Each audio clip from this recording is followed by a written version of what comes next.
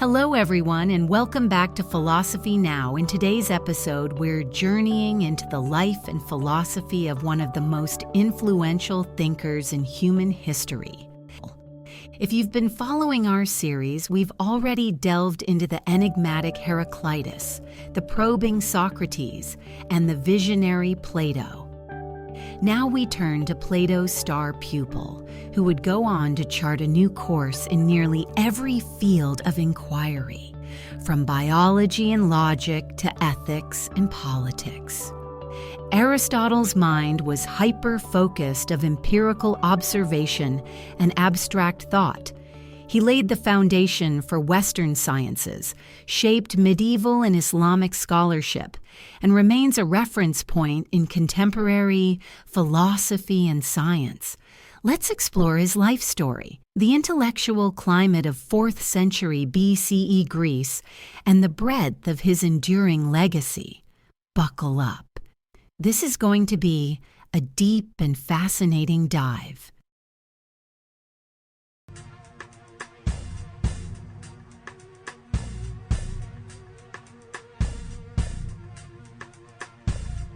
Aristotle was born in 384 BCE in Stygira, a small town in the region of Macedonia. His father, Nicomachus, was a physician in the court of King Amyntas III, the grandfather of Alexander the Great. This medical background introduced young Aristotle to empirical observation and the study of living organisms at an early age. Growing up around the royal Macedonian court, Aristotle likely had access to an array of knowledge about plants, animals, and human health, sparking his lifelong interest in biology and the natural sciences. Aristotle's parents passed away when he was still relatively young, and he was placed under the guardianship of Proxenus of Atarneus, who ensured his education continued. Around the age of 17, Aristotle traveled to Athens, the intellectual heart of Greece, to study at Plato's academy. It was there he would spend roughly 2 decades refining his thinking under the influence of Plato himself. The academy was a bustling hub of philosophical exploration. Alongside Plato's lectures on the theory of forms, students engaged in mathematics, cosmology, and political theory. While little survives from this period, Aristotle's time at the academy shaped his initial philosophical leanings. However, he would later diverge from many of Plato's doctrines, especially on the nature of forms. From the start, Aristotle was surrounded by luminaries in logic, mathematics, and ethics. This environment fertilized the seeds of his expansive intellect. Yet even in his early years, he demonstrated a distinctive empirical streak, a desire to look at the concrete world rather than just the realm of abstract ideas. After Plato's death in 347 BCE, leadership of the academy passed to Speusippus, not Aristotle. This shift, coupled with Aristotle's growing philosophical disagreements with Platonism, likely contributed to his departure. Aristotle moved to Atarneus in Asia Minor, present-day Turkey, where he became associated with Hermias, a former student of Plato. Hermias ruled the region and provided a haven for philosophical pursuit. During his stay, Aristotle married Pythias, thought to be a relative or adoptive daughter of Hermias. This personal connection grounded him further in the local aristocracy. Aristotle, alongside fellow philosophers like Xenocrates and Theophrastus, engaged in dialogue about politics, ethics, and the study of nature.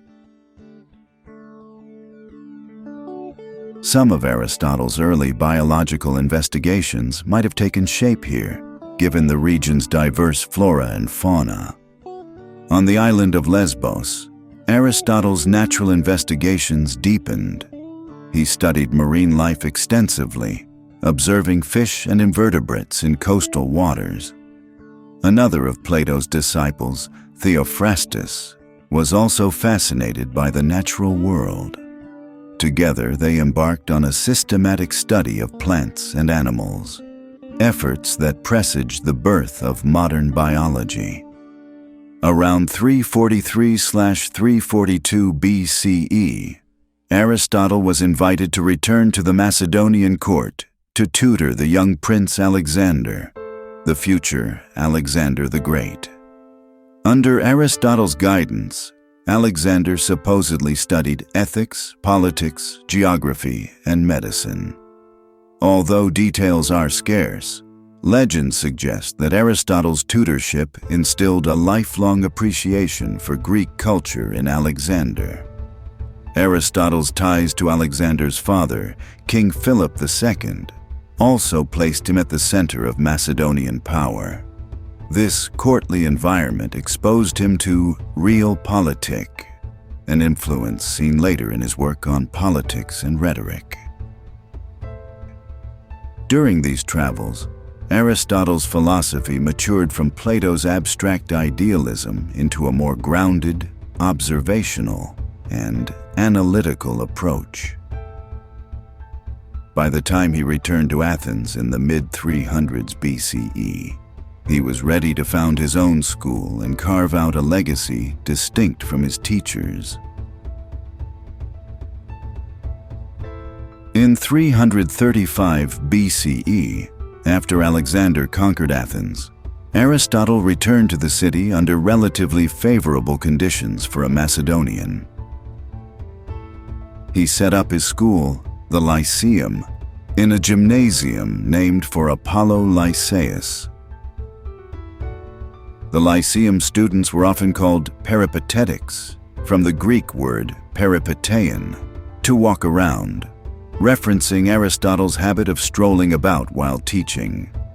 Unlike Plato's academy, which leaned toward mathematics and forms, the Lyceum encompassed a broader range of studies: biology, physics, logic, ethics, rhetoric, and politics.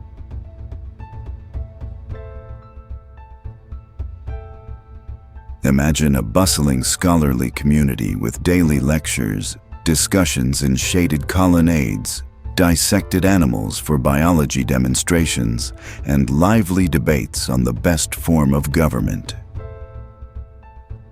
The Lyceum was essentially the world's first research university, Aristotle's crowning institutional achievement, where data collection and systematic analysis of all fields flourished.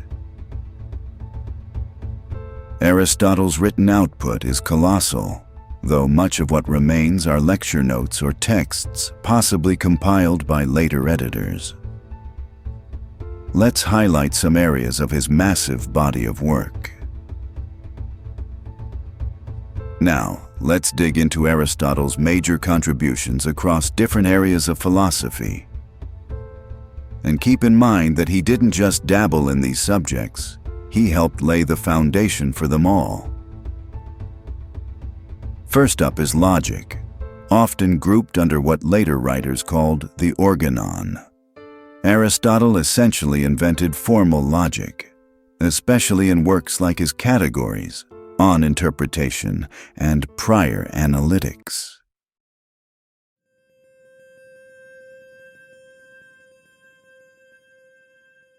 By structuring arguments into syllogisms, where premises lead deductively to a conclusion, he provided a system of reasoning that dominated Western thought for nearly 2,000 years,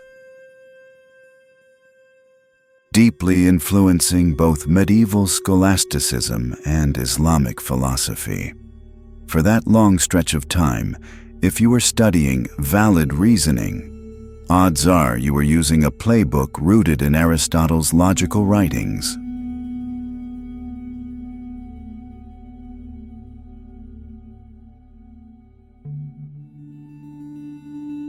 In his physics, he explores basic concepts like substance, motion, and causality.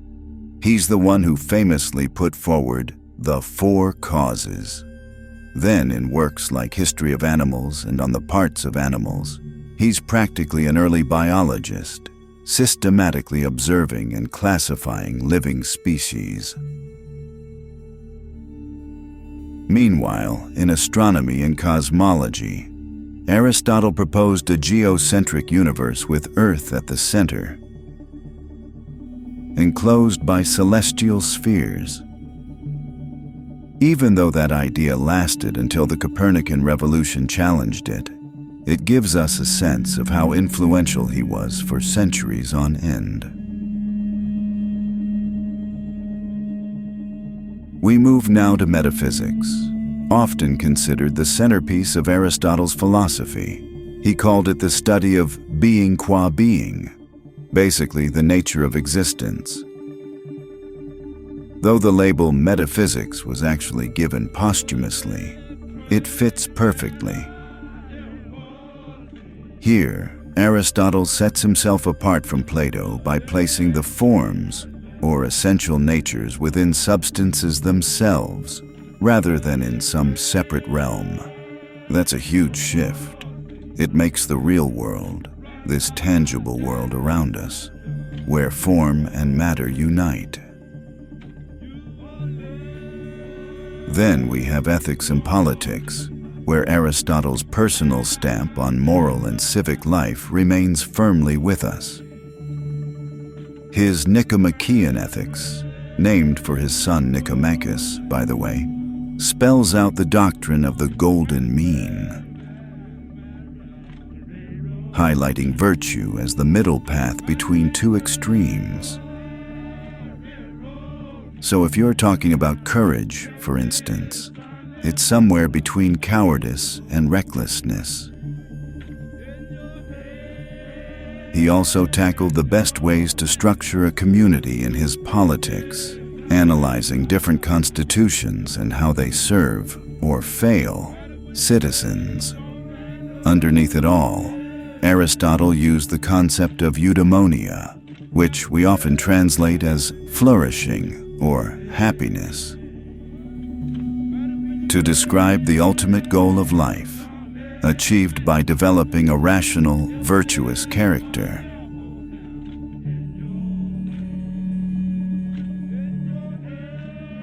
Finally, we come to rhetoric and poetics, where Aristotle examines how persuasion and storytelling can impact our emotional and moral experience.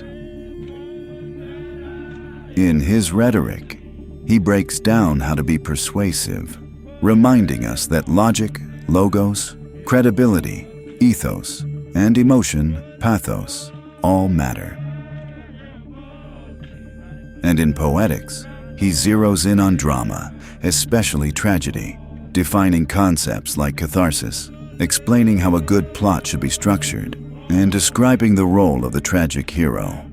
If you've seen any dramatic story that pulls at your emotions, there's a good chance it owes something to Aristotle's original breakdown of how stories work on us. So, whether we're talking about formal logic and valid reasoning, how to live the best life through virtuous balance, or how to craft a gripping story that moves us deeply, Aristotle's fingerprints are everywhere.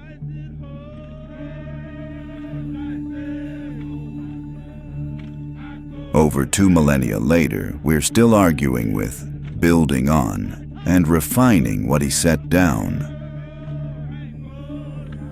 Pretty remarkable for a thinker who was dissecting fish and examining celestial spheres in ancient Greece. It's mind-boggling how one individual could shape so many disciplines. Aristotle was both a systematic logician and a hands-on biologist, a deep metaphysician and a pioneer in literary criticism. His texts, though occasionally fragmentary, testify to an unparalleled breadth of intellectual ambition. A central divergence from Plato lies in where each thinker locates the essence of reality.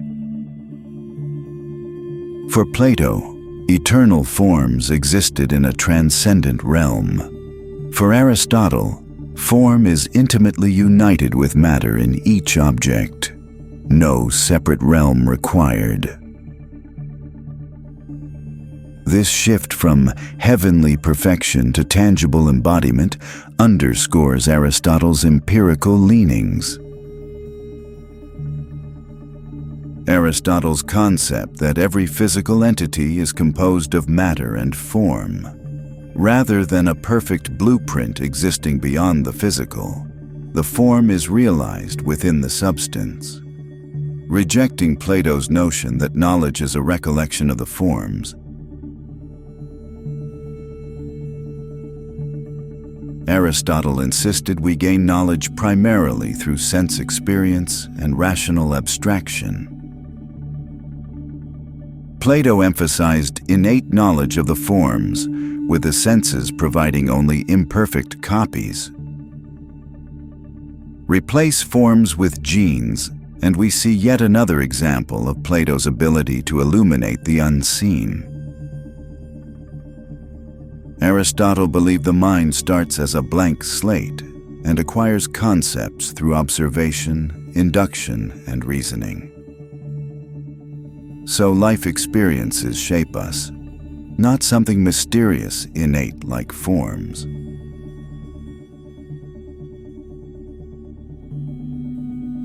On the subject of the ideal state versus the best possible state, Plato's The Republic outlines an idealized state ruled by philosopher kings, largely removed from everyday politics. Aristotle's Politics focuses on analyzing existing city-states, highlighting democracy, oligarchy, and monarchy as workable systems, though all have flaws. He sought a mixed constitution, often praising the stable middle class, far more pragmatic than Plato's utopian blueprint. Aristotle's final years in Athens weren't free from turmoil. With Alexander the Great's death in 323 BCE, anti-Macedonian sentiment flared in Athens. Aristotle, given his strong Macedonian connections, became a prime target. As with Socrates, charges of impiety were brought against Aristotle, perhaps due to jealousy or political animosity. Famously, he is said to have remarked that he wouldn't let Athens sin twice against philosophy, referencing Socrates' execution. Aristotle decided to flee to Chalcis on the island of Euboea, likely to avoid a trial. Aristotle died there in 322 BCE of natural causes. He was about 62 years old. Much of Aristotle's corpus survived the fall of Rome via Arabic translations and commentaries. He was revered as the first teacher in the Islamic Golden Age. In the 13th century, Thomas Aquinas called him simply the philosopher, weaving Aristotelian logic and metaphysics into Christian theology. Some sources claim Alexander funded Aristotle's research, sending him exotic plants and animals from his conquests. While not definitively proven, it paints a fascinating picture of an early research grant. Aristotle and his students gathered the constitutions of 158 Greek city-states, using them as data for his political treatise. Fragments of the Constitution of the Athenians were discovered in the late 19th century, confirming his meticulous empirical approach. Aristotle allegedly wrote exoteric works for the general public, many of which are lost, and esoteric works, the lecture notes we now have, primarily for his advanced students at the Lyceum. Ancient sources mention that Aristotle's will included provisions for the care of his children and slaves, underscoring the norms of ancient Greek society.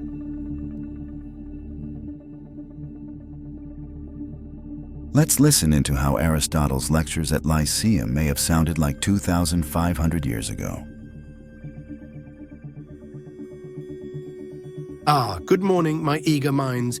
Today we explore the profound concepts at the heart of existence.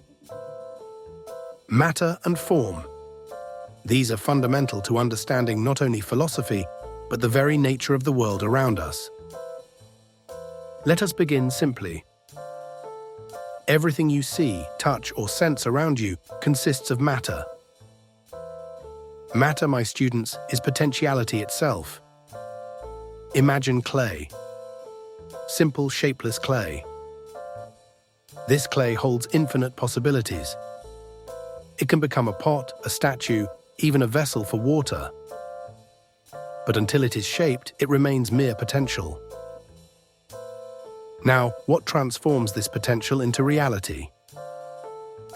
Form. Form is actuality. It is the essence that defines what a thing truly is. If matter is potentiality, then form is the realization of that potential. The clay gains its purpose, its function, through form.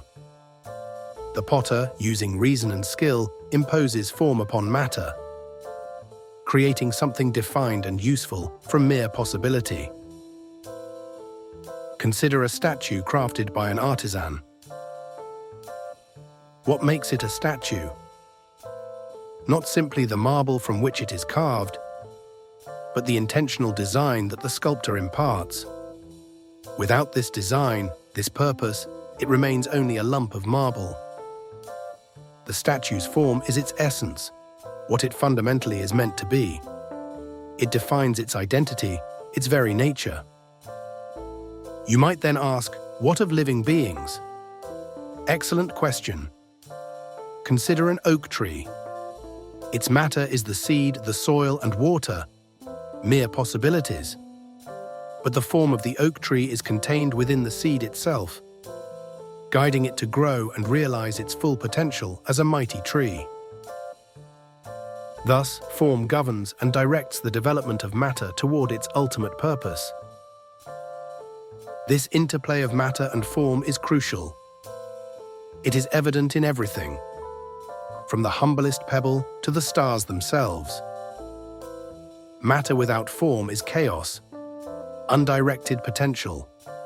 Form without matter. It cannot exist physically. It remains merely an idea, a concept waiting to be actualized. Thus, my students, recognize this duality in your own lives. You yourselves possess matter, your bodies, and form, your rational souls. Your purpose, your telos, is to actualize your potential through reason, virtue, and the pursuit of knowledge. Embrace this wisdom, and you shall truly understand the nature of reality itself. Now reflect deeply on this, my students. Remember always, matter is possibility, form is actuality, and together they compose the very essence of everything. Class dismissed.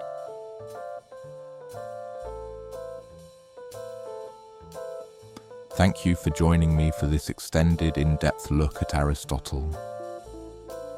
In our next installment, we'll leap into the Hellenistic period and explore the Stoics, Epicureans, and Skeptics, seeing how the philosophical landscape evolved after Aristotle's passing.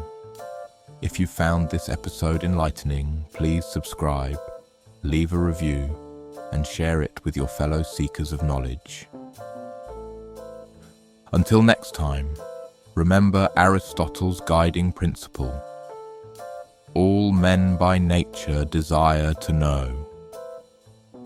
May we all keep that curiosity alive in our daily lives.